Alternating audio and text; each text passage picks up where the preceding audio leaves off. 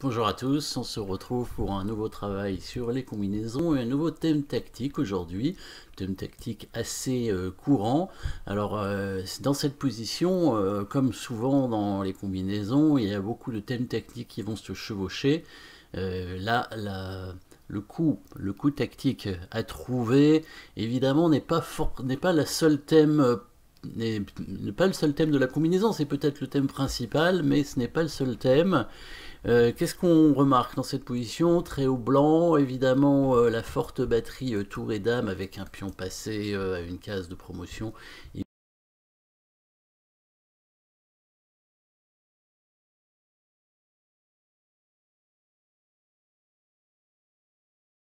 Avec le fou de faire échec, hein, donc le fou de case blanche, la dame aussi qui... Donc le but pour les blancs ici, ce serait probablement de faire passer le pion, hein, donc là ça pourrait être effectivement le thème tactique du pion passé, tout simplement, hein, qui en est un, c'est un thème tactique, hein, le pion passé. Mais là on va parler d'un autre thème tactique, le thème tactique de la déviation. On va dévier une pièce pour permettre à une autre d'aller sur une case sans qu'elle soit prise, hein. Donc on dévie une pièce pour accéder à un endroit précis. Donc qu'est-ce qu'on aimerait faire? Déloger le roi évidemment de la 8e rangée pour amener le pion à dame. En fait le roi il pourrait même pas bouger pratiquement, donc ce serait mat, hein, finalement. Les options ce serait d'amener le fou en D5 faire échec. Ça dévierait la tour effectivement de la 8e rangée, mais il resterait la dame, hein, pour défendre contre l'échec de la dame blanche. Donc comme souvent dans les combinaisons, on va inverser les coups. Donc l'autre coup forcé, hein, avec les blancs, bon, il y en a plusieurs ici, on pourrait essayer de prendre le cavalier, mais ça marcherait pas. Et bien l'autre coup forcé, c'est d'amener la dame en E8. Cette fois, ça va dévier la tour de la colonne et donc de la défense de la case pour le fou. Le fou pourra du coup faire échec sans être pris.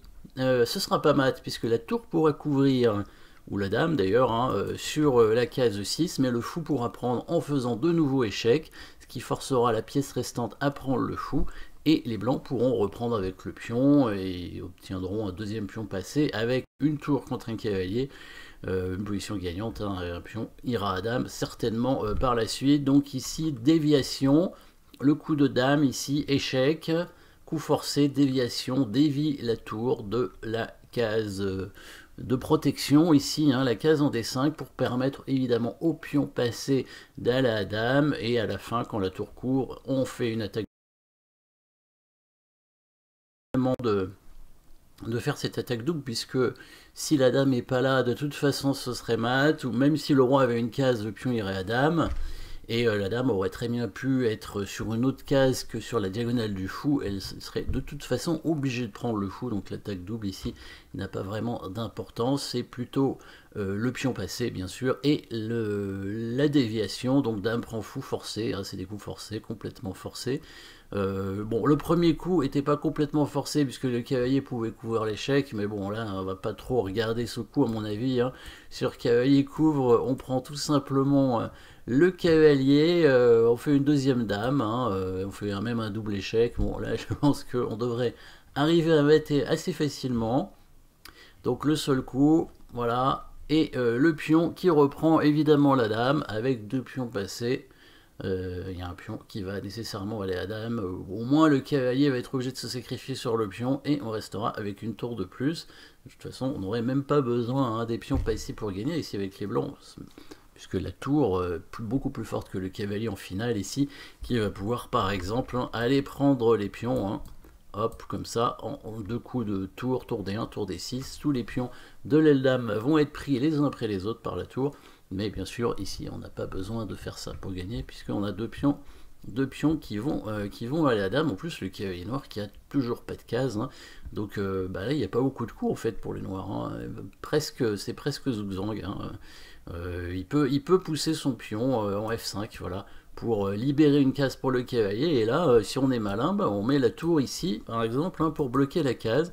Comme ça, le cavalier, bah, il peut toujours pas bouger. Bah, alors s'il bouge, on le prend, bien entendu. Et après, il n'y a plus qu'à pousser ce pion pour la dame, hein, si le roi revient dessus, bah, il libère évidemment l'autre pion, hein, donc évidemment la partie est finie tout de suite. Déviation, un thème qui arrive quand même assez régulièrement dans les combinaisons, hein, alors c'est pas forcément d'ailleurs une combinaison, on peut dévier une pièce, hein, pour simplement venir attaquer autre chose, hein. Ça peut être, c'est un thème tactique, vraiment un thème tactique qui sera utilisé pour soit pour gagner éventuellement du matériel, hein, parce que c'est l'idée des combinaisons, soit pour améliorer notre position et peut-être simplement rentrer dans le camp de l'adversaire pour pouvoir attaquer des faiblesses ou pour créer des nouvelles faiblesses chez l'adversaire. Voilà, merci d'avoir suivi ce nouveau thème de combinaison et puis à très bientôt pour d'autres positions.